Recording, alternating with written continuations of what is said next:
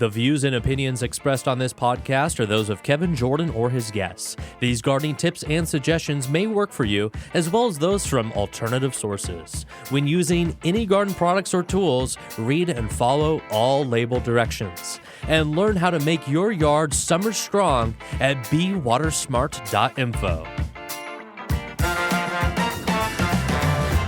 The Green Acres Garden Podcast is the podcast dedicated to helping gardeners hone their growing skills while we celebrate our love of plants. So whether you're new to growing or a seasoned gardener, you're sure to learn something new. Join the fun as we have conversations with world-class growers, passionate green thumbs, and professional garden experts from Green Acres Nursery and Supply. Listen every week. We'll answer questions you didn't know you had. Greetings and salutations, garden denizens. Welcome, everyone. Welcome to the show. This is the Green Acres Garden Podcast. I'm your host, Kevin Jordan, and if loving plants is wrong, then I don't want to be right. Back in studio with the man on audio, the ace of audio, the sultan of sound, Austin Blank. How's it going, Austin? Hey, Kevin, I'm doing great, and welcome back to all of our listeners in the new year of 2024. Kevin, we did it. We made it. Happy New Year. It's going to be a good one, and actually, we're already, as garden folks, we're plant-centric. We're looking already forward to the future, my friend. We are actually going to be building on some ideas and concepts that we've been kind of mulling around on the show the past few weeks. Right. So a few weeks back, we had Ed Livo, garden legend. We talked about the creating your backyard orchard in your own home. Condensing down those fruit trees with some intense summer pruning. Pretty cool stuff. And a lot of that focuses around stone fruit trees. So your peaches, your plums, your nectarines, your cherries, apricots, and much more. We just had Kevin Espiritu in for an interview of Epic Gardening. Yeah, he was great. Wonderful episode. Please go back and check it out. Talked about, homesteading and gardening, edible landscapes.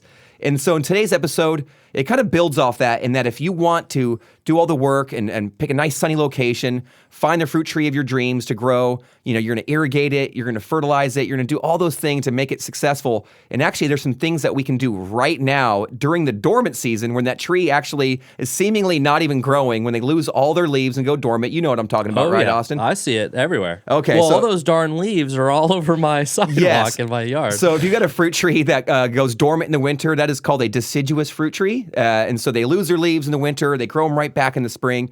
And so if you've ever grown them before or had someone who's grown them before, you've noticed in the spring and summer, your peaches, some of those fruit trees, if they're struggling with certain fungal problems, peach leaf curl being the main culprit that we're going to dive into, but we're also going to talk about shot hole fungus.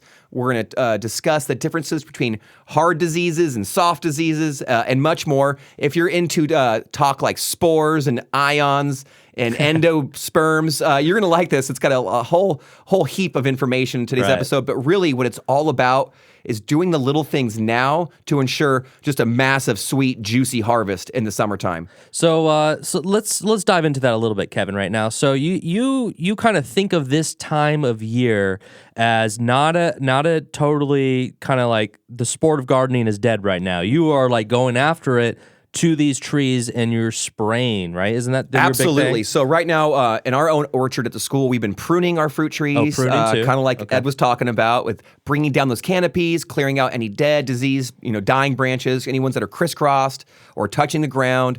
We're getting them cleaned up for hopefully some new growth in the spring. But on top of that, we want to do some dormant spraying.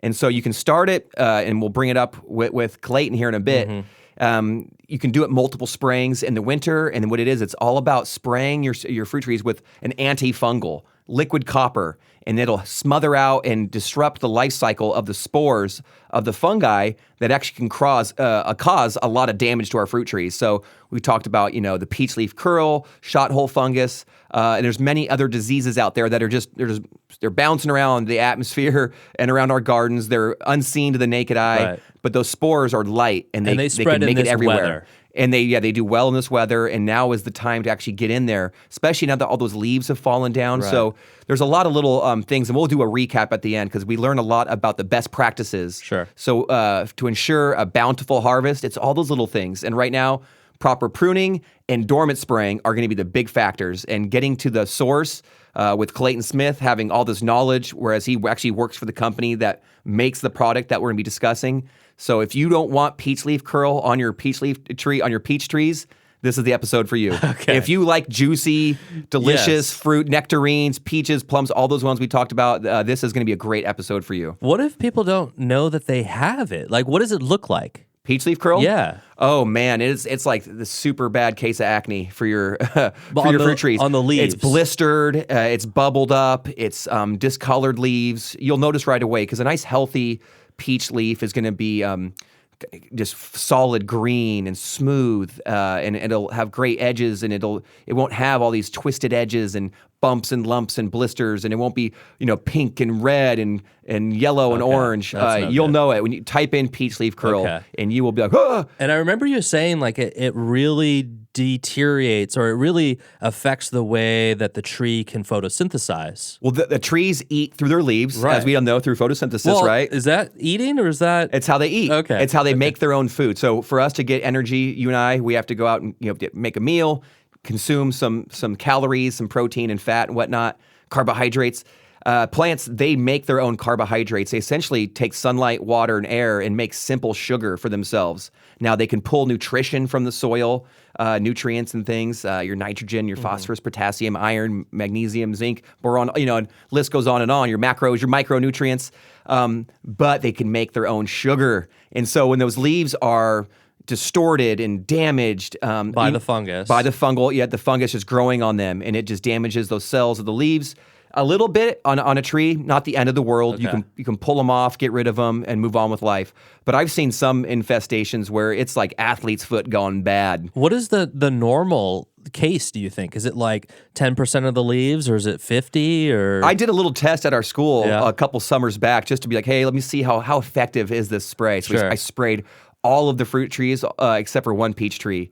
Well, did you leave it off to the side, or they all share an orchard. It's it's for learning. It doesn't have to be perfect. Well, I just don't want him to be in the middle, the one that you didn't. No, treat. it was. But they're all in relatively tight quarters. But yeah, and then of course the summertime comes, and it had the worst summer it's ever had. Now since then, that tree has made a rebound. I spray now, and it's one of those things where if you choose also to use a product, this is a great episode as well, because you can actually learn all the proper ways to kind of approach, best practices of using it. So that way, every drip, every drop, whatever you spend on it, whether it's time or money, it's hopefully spent well and effective. And that's what we're after today. Yeah, let's go ahead and jump into our interview with Mr. Clayton Smith, and he works for the company that creates this very product that we're talking about, this liquid cop. And what's so cool is that he's backing this stuff up with science, and their science is led by the agriculture. So we often talk about how cool it is we live in this area surrounded by ag, right? Farm to fork capital, they tell us. Because we get to eat the crops, right? Which is great. But also, I never thought of this, that we're surrounded by them, and that helps. How would you say the industries. This is almost like the movie industry pushing forward microphones and camera technology. And then now all of a sudden our smartphones have really sweet microphones and cameras. Is that a false comparison? No, that's absolutely right. So what he's bringing up is Monterey originally got their roots, pun intended, with helping farmers grow better and cultivate huge bounties and happy harvests, orchards that aren't full of fungus, hopefully, and that's where they got their roots started. And they've learned a ton, and they said it's over time and experience and research. And what's nice is they've now made some of those products available for us normies, us retail people who can so we can use them and utilize them effectively, safely in our own backyards, so we can have killer harvests on those peaches and nectarines. Yeah, because the ag is a business, so if it doesn't work for them, it's not going to work. Tried and true, for sure. So we're getting a benefit of that. So it's really cool to see that. And Clayton Smith is a smart guy, and he knows all about this stuff. And he is going to back up everything you're saying here with the cold truth, how to do this stuff right, how to protect our fruit trees from these funguses, and how to spray your trees at home. So without further ado, let's go ahead and jump into our interview with Clayton Smith. We met with him over Zoom, and I hope you guys all enjoy this interview. Here we go.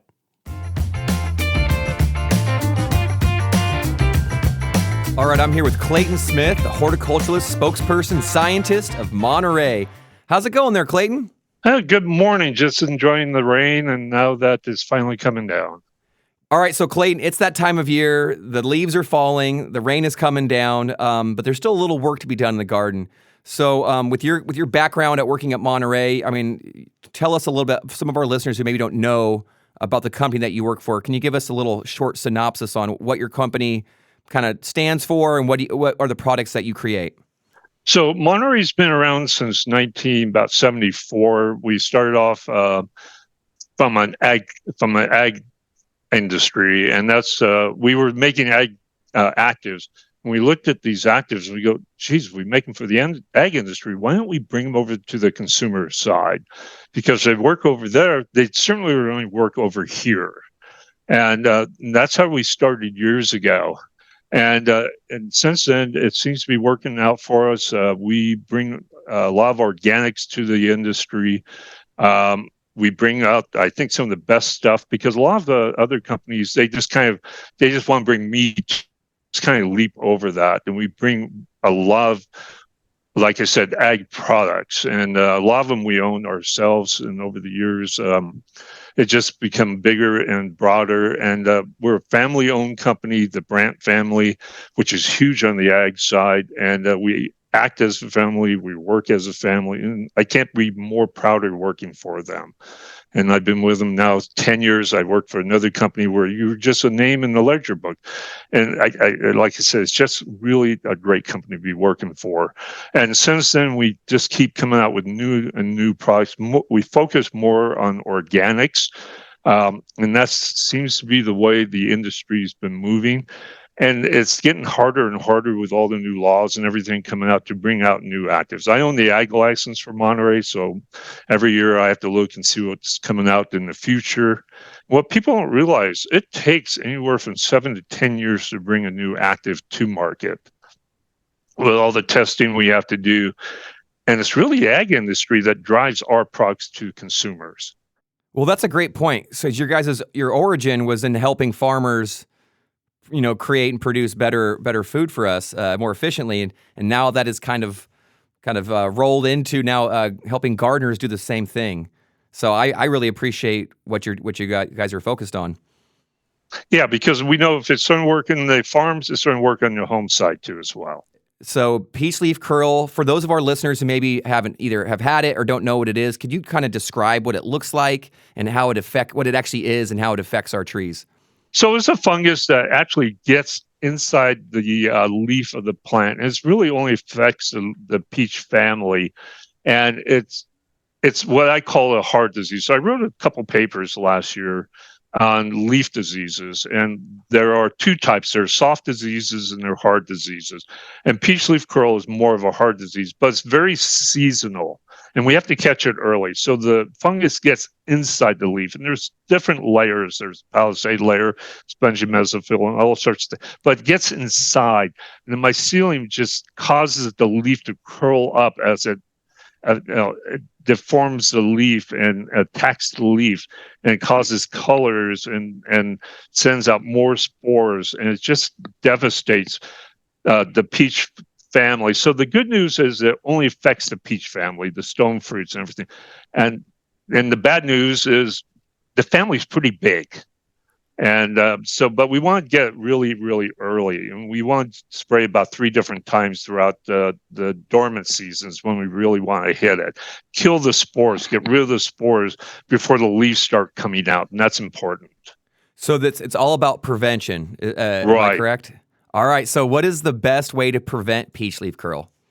So out here, we want to do 3 sprayings, November, December, and January. And we only need to do about 3, like I said, 3 times once a month. But we want to kill those spores that are on the plant, because they're on the twigs, they're on any leftover ground around the plant. So it's really important, first of all, to pick up the leaf layer, any of the dead leaves around, because they are vectors, or they're the habitats for those old spores. They just hasten there.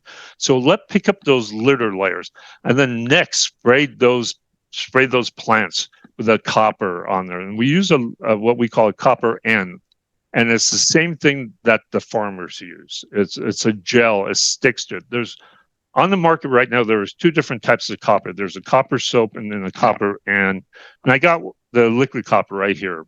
Oh yeah, that looks pretty familiar to me. And this is the same thing that farmers use. And we figured, like I said, if the farmers use it, we know it's going to work. How does the product actually work? How is it going to take care of those spores? So what happens is it kills the spore. It disrupts as the spores bloom out, it kills them right then. So it gets in there and stops them from propagating out from there. It's very important to catch them at the early bloom out. And that's what it does. And as you know, we're very temperate out here. So that's why we spray it earlier than everybody else. Do we have to wait until all the leaves have fallen off the tree, or can you spray it if there's still some partial leaf coverage? We really want to spray it when they're dormant is the best time. Okay. And again, we want to spray the ground and we want to spray the plant for any of the spores that are on the plant. And remove any of those old fallen branches and important leaf litter. We've had a lot of rain lately, and so a lot of stuff. So how effective is spraying going to be if it's going to be raining the next day? Do we look for a dry window in the week, or is it good to go just to spray it and let it go? If it was a soap, I would recommend multiple sprays, but because this is a gel, it's going to stick right to it. That's why the farmers use it. You can do it a couple more sprays. It's not going to hurt it at all. So the ions are going to disrupt the life cycle of the spores once it's bloom out. And again, out here, because we have a warmer climate, we spray a little bit earlier. So again, it is a hard leaf disease. So once that leaf is deformed, it's going to be deformed for life, but we stopped it from spreading. Do you leave those leaves on, or do we pull them off and green waste them? I'd rather pull them off and get rid of them, because we don't want, and if there's any viable spores in that leaf, we want to stop it from spreading. Even though they may be dead, we still want to not take that chance. Yeah. What do you think, when you're actually using the spray, what is the best method to actually go out and have a successful spray where you're not just wasting your time, wasting your money, where you're making every drop count and it's actually working effectively? What are some of the best practices? So the best practices is to do it when it's on a dry day, when you're going to have some, when it's not going to rain for a little bit, because we want it to get inside those leaves or inside those branches or around the soil, not inside the leaves. But we want it to stick on there for a little bit so it does some good to the plant itself. So that's important. Should after I spray peach tree, should it be just dripping with this? Yeah, you want to spray as much as possible because we don't know where those spores are landed. And spores are not like seeds. So seeds always have food, have a food endosperms in those seeds, where spores are just nothing but a germ. So they could be all over the place, and they spread like crazy because of the wind and everything else like that. So the best thing also, pick up those leaves off to the ground, please. Get rid of them. There you go. And then just spray it top to bottom. Spray top to bottom. And like I said, out here, we recommend 3 sprays. 3 sprays. Now, if, let's say our listeners go, man, I missed spraying. I'm just now listening to this, and I'm at my second spray. Is it okay to do just 2 sprays, or should they try to make up for that 3rd spray? You can make up for the 3rd spray. 2 sprays will do it. You may not get all the spores. And then remember that your neighbors, if they have peaches or anything in the stone fruit family, who knows if they're going to be spraying too, and you may get spores from them. So go ahead and spray. It doesn't matter. Yeah, you can spray 10 to 14 days as well, but we recommend once a month.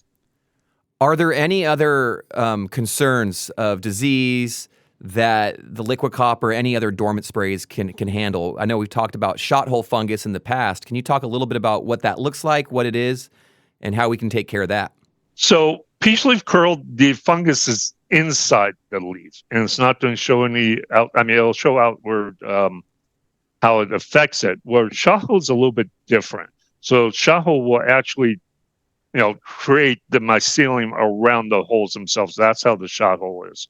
So you can actually see the mycelium around the dead part of the shot hole itself. And that's another one of those hard diseases. So I can kill that fungus right away. And I can use a couple different ways of killing it. I can use liquid cop.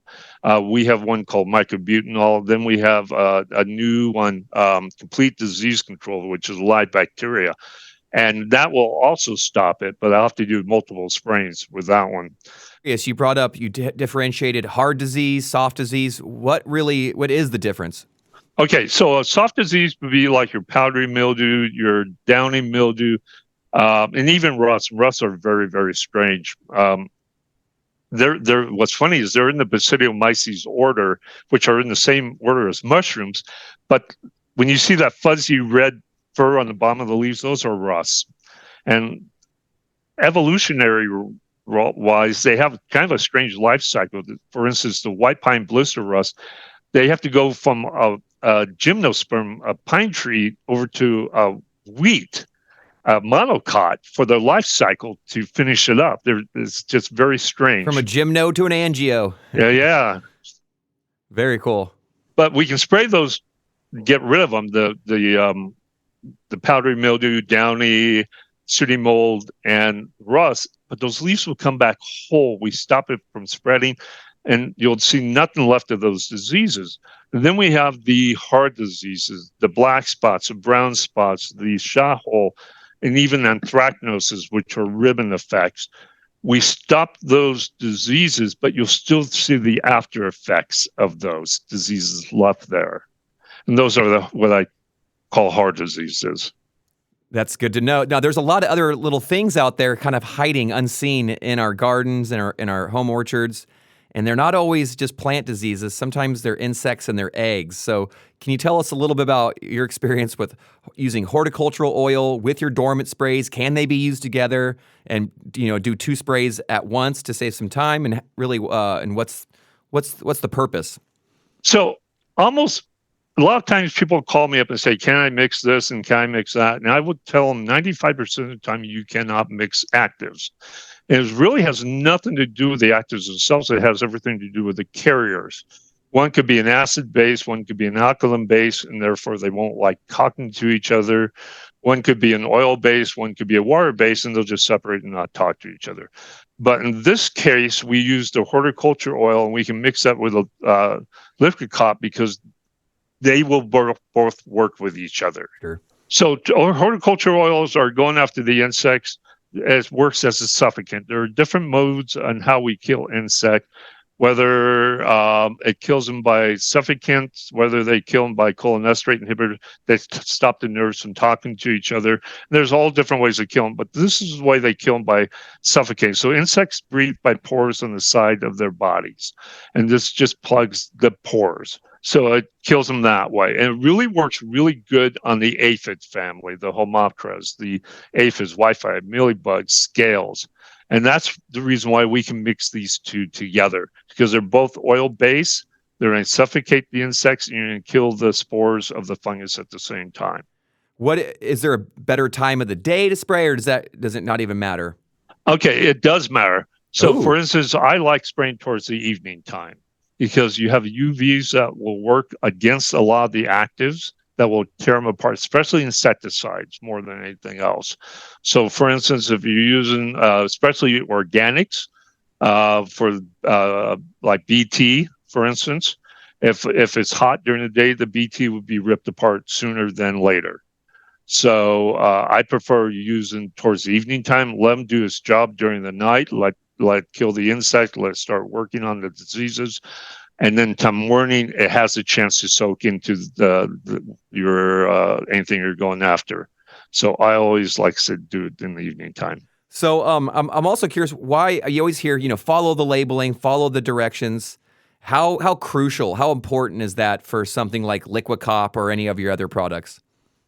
Because it takes years and years and years to bring a new product to market. I can't tell you how much testing it goes through and how much money it takes to bring it into market. So what it says on the label is what it takes to kill or to control those insects or fungus. Don't go over, don't go under. That is what it takes. And I can tell you that is the reason why. Well, thank you so much, Clayton. I just want to say thank you one last time to Clayton Smith, horticulturalist, spokesperson, scientist from Monterey.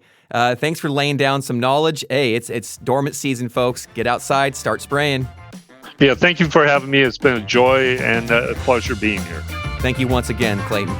Thank you. All right, and we are back from our interview with Clayton Smith. Thank you, Clayton, for joining us and sharing all of your knowledge. Kevin, I want to talk to you about it because I was blown away. I thought, somebody coming from that industry like Clayton, he might be pushing a lot of, synthetic products, some really harsh chemicals and stuff. But no, he's promoting organic products just like we talk about all the time. Absolutely. We discussed the BT and the horticultural oil is a really cool one. I know we talked heavily about the dormant spraying with the liquid cop, but the dormant sprays that you can add together, that horticultural oil, really cool for controlling some of those garden pests, the aphids and whitefly and scales and things like that. Those are a great additive and ways that you can actually mix together safely, which isn't always the case, but those ones are designed for it. Pretty cool stuff, honestly. And I think there's the push towards organic, closer to becoming organic. That push is good. That is a great thing. That's what we want. We want clean water, clean air, clean soil, and it's fantastic. Even for those folks who want to, spray their trees, they can use that ready-to-use dormant spray that actually is organic certified. That's cool. And so that's a copper spray that is organic certified. And so there's ways of getting around it, which I love. And so it's just great to hear from the source, from from somebody who's deep in it. Clayton, like we talked about, over 40 years in the industry. So just a great person to talk to and learn from. The things that I kind of took away from it is if you want to have a healthy harvest, healthy fruit trees, just do all those little things now. Healthy pruning. Clean up around your fruit tree. Don't leave any of those old leaves and sticks and twigs behind because you don't want those spores, overwintering and hiding out. Those pesky spores. Clear them out. Of course, we always talk about, watering and fertilizing, but that dormant spraying, it is super crucial if you want to avoid some of those pesky diseases, but whether they be hard diseases or soft diseases. Just spray right now, as we talked about in this episode. Always follow the instructions on whatever you choose to utilize. But I think it's all those little things you put into, and then boom, by the time summer comes, you're going to have, when you're plucking off that juicy, just heavy, fat little peach, and that just running down your chin, you won't regret it. So pretty easy stuff. I think success out in the garden, whether it be in your own, in the community garden, or at home, success can come easy, but it doesn't mean it's effortless. So the effort that we put in right now, just a little bit of effort is going to go a long way. Ounce of prevention, worth a ton of cure. None more true than using those dormant sprays right now. Sure. And remind me again the 3 times you recommend. I think we're coming up to one of the last ones, but it's Thanksgiving. Usually I'll tell people Thanksgiving, Christmas, and Valentine's Day. Okay. But you could do, beginning of December, January, February, or end of November, December, January. Just you want to space it out. If you've already missed one, we talked about it. No big deals. You can get caught up, and just if you have to survive only off 2 sprayings, you can do that. It's well worth it. But and then especially when if you are going to go out there and choose to do this, just make sure you spray it well. Choose a nice sunny day where the breeze isn't so bad. And get everywhere on that tree. I mean, get it dripping down. I felt bad. I went to school, and this was right before we got let out for our break right now, and I was underneath the trees. I had my ugly sweater on for for Christmas, and I was spraying it all the time. I look back, and there's these blue drops all over my brand new ugly sweater, which is kind of funny. I made an ugly sweater uglier. You think it'd be a good thing. Does it come out blue? It's very blue. Okay. I meant to ask him. I was like, that's the one. We got to get him back on. I'm like, why is it so blue? The liquid copper is super blue. It's a beautiful blue. And so all over my sweater, I get home. My wife's like, oh, what happened? And it came out. I soaked it. I was afraid. It did not stain. So just soak it. Wow. You're good to go. But didn't matter anyways. I wouldn't have changed a thing. I sprayed it top to bottom, every crevice, every crack. Cover those spores up. Get them gone. Good. All right. Well, big thank you to Clayton Smith for coming in and sharing your knowledge. And it's just exciting to start the year off strong with some solid advice there. This is something that you should be doing in your garden if you want to look after your fruit trees. And the future is bright. The future is super bright. So 2024 I think is going to be the best year for gardening, for gardeners. The sky is not even the limit. So I think for all those out there, If you had a great season last season, we'll make it even better. If your dreams fell short last year, we will make those garden dreams come true. I am up to the moon, excited for this year. I think for me, the school garden, the home gardening, meeting all these people. We've got a list of future garden episodes coming your way. So it's going to be an epic year of gardening. Nice. Just a great year all in general. And so we wish the best to our listeners. Thank you, Clayton Smith, for making time for us and sharing your knowledge with us. We loved it. And thank you to all of our listeners for stopping in every week. Please keep coming back for more. Share us with a friend. Don't hide us to yourself. Until next time, garden friends, we wish you all a great week out there. Go make your garden dreams a reality by planting some seeds. Get out there and get some growing in. Until next time, garden friends, happy gardening to you all. And please, never stop growing.